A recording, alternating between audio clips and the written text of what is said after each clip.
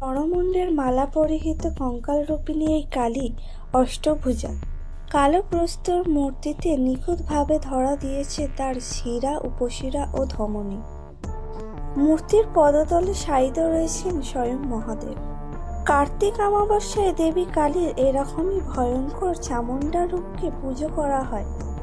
দেবীর এমন রূপ দেখে ভয়ে গায়ে শিহরণ জাগিয়ে দেয়। এই কঙ্কালেশ্বরী কালী মন্দির বর্ধমানের কাঞ্চনগড়ে অবস্থিত। কাঞ্চনগড় পূর্বে ছিল বর্ধমানের বাণিজ্য স্থল। তখনকার ছোড়া ও কাঁচি ছিল কাঞ্চনগড়ে খুবই প্রসিদ্ধ।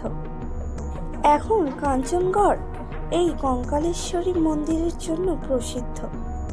বাংলা 1320 সালে বর্ধমানে এক ভয়ঙ্কর বন্যা হয়। সেই বন্যায় মায়ের পাথর মূর্তি ভেসে এসে উল্টোভাবে এসে পড়ে এখানকার চৌধুরী দহে। চৌধুরী দহ এখন কালীদহ নামে পরিচিত।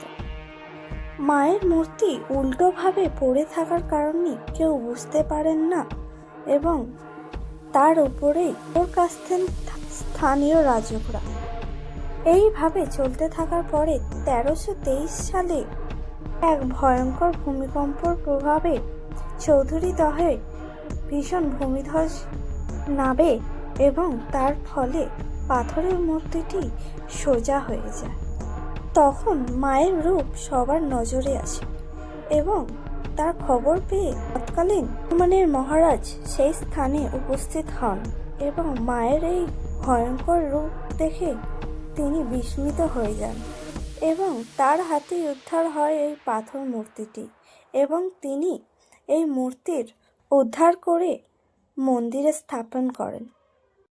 ওই বছরেই আষাঢ় মাসের উল্টো রথের দিন মায়ের মূর্তি স্থাপন করে পুজো করা হয় এবং পরে আরও একটি ছোট কালো প্রস্তর মূর্তি উদ্ধার করা হয় এবং পাশাপাশি স্থাপন করা হয়।